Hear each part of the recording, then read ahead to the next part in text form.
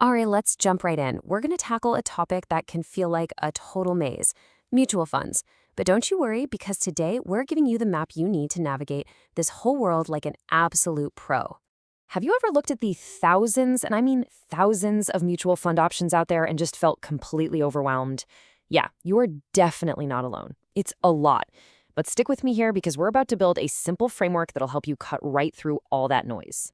You know, to really get what mutual funds are all about, let's actually step away from the stock market for a second and step into a burger joint. So I want you to meet my friend Rahul. He makes this incredible burger, Anari Burgers, but he's a little short on cash. He needs 1 crore rupees to get his dream off the ground. So you see an opportunity and you decide to help him out. You invest 40 lakhs. Now here's the cool part. You're not just some person who lent him money. Nope. You are now a part owner. You own 40% of Anari Burgers. And in the finance world, that little piece of ownership, that's what we call stock or equity. It's your slice of the pie. But hang on, what about your other friends? They want to get in on this amazing burger joint, but they don't have 40 lakhs just sitting around. Well, it's actually pretty simple. Rahul can take his entire 1 crore rupee business and slice it up into tiny little pieces. Let's say 1 lakh pieces, each worth just 10 rupees. Every single one of those little pieces is a share. It's the exact same ownership, just in a bite-sized, more affordable package. Okay, so you've invested in Anari Burgers, business is booming, and you're feeling like a genius, right? But then a new spot, Kaladi Burgers, opens up right across the street. They've got these fancy milkshakes, a huge marketing team, and suddenly your investment in Anari Burgers isn't looking so great. You see the problem? You put all your eggs in one basket, and now that basket is starting to look a little wobbly. And that, right there, is the huge risk of investing in just one thing. If that one thing goes wrong, your money goes with it. This is precisely the problem that mutual funds were invented to solve. And the solution? Well, it's pretty brilliant. All right, so here's our game plan. First, we're going to connect our little burger story to the huge world of finance. Then, we'll break down the 3 main flavors of mutual funds. After that, we'll zoom in on company sizes, show you how to tell a good fund from a not-so-good one, and finally, help you figure out which type is the perfect match for you. So what is the big idea behind a mutual fund anyway? Well, instead of you putting all your money into just Anari Burgers, a mutual fund takes a little bit of money from you and a little bit from thousands of other people, pulls it all into one giant pot, and then a professional invests that pot of cash into a bunch of different companies. You're no longer just the owner of a single burger joint. You own a tiny slice of the entire food court. Here's another way I love to think about it. Investing all by yourself is kind of like trying to drive from Mumbai to Delhi without a map. I mean, you might get there eventually, but you're probably going to hit some dead ends. A mutual fund, on the other hand, is like hiring a professional driver who knows every single shortcut. You just tell them your destination, I'm saving for a house or I'm saving for retirement, and the fund manager handles all the traffic and the bumps in the road. Okay, so we've got the basic concept down. Now, let's talk about the different kinds. I want you to think of it like going to an ice cream shop. There are really just 3 main flavors of mutual funds, and it all depends on what they put inside. Getting your head around this is probably the most important part of our whole chat today. This slide just lays it all out so perfectly. So on one side, you've got equity funds.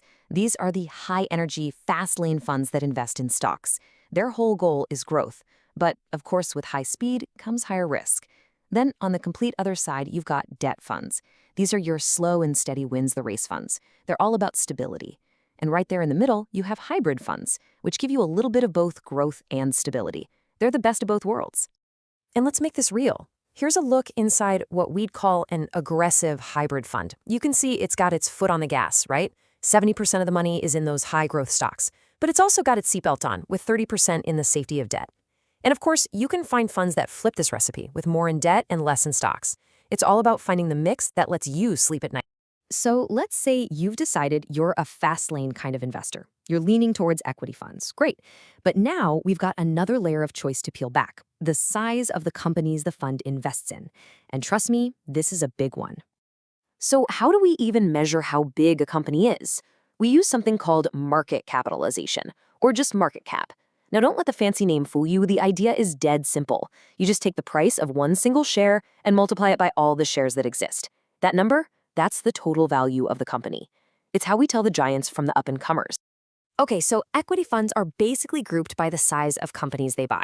First, you've got large cap funds. These invest in the top 100 biggest, most stable companies in the country. Think of them as the established Goliaths. Then you have mid cap funds, which focus on the next 150 companies. These are the rising stars, the ones with a ton of potential. And finally, you have small cap funds investing in the smallest companies. These are the exciting little guys that could be the next big thing, but they also carry the most risk. Oh, and hey, a quick pro tip on those safe and steady debt funds we talked about. One of the most useful types is something called a liquid fund. It invests in super safe, super short-term stuff. It's almost as good as cash in the bank. A lot of savvy people actually use them instead of a regular savings account for money they might need soon. All right, so you know the different types of funds now, but how in the world do you pick a winner?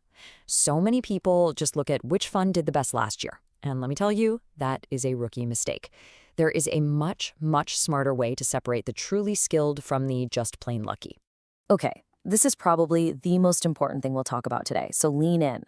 Looking at a fund's return over the last year, that's like looking at one single photo from a 2-week vacation. It tells you almost nothing. Rolling returns, on the other hand, are like watching the entire vacation video. They show you how the fund has performed consistently through good times and bad. It's really the only way serious investors judge a fund manager's true skill. Whew. Okay, deep breath. We have covered a ton of ground. You've got your map, you know the different roads you can take, and you know how to read the signs. So now, let's put it all together and help you finally chart your own course. It really just boils down to asking yourself 3 simple, honest questions. First, how long do you have? Are you investing for next year or for 20 years from now? Second, what's your gut feel on risk? Are you a thrill seeker or do you prefer to play it safe? And third, the big one, what are you actually investing for? Is it a house, your kids' college, retirement? And once you have the answers to those questions, the right path for you suddenly becomes crystal clear. If you've got a long road ahead, we're talking 5 years or more, and you're okay with some bumps, equity funds are probably your best bet. If you need that money in the next few years and you absolutely cannot afford to lose it, you'll want to stick to the safety of debt funds. And if you're somewhere in the middle, well, that's what hybrid funds were made for. So there you have it. We've given you the map, we've shown you the compass. Now it's up to you to start the journey. The world of mutual funds might seem huge and complicated at first, but once you understand these basic building blocks, you are well on your way to making smart, confident decisions with your money. So the only real question left is, where will you begin?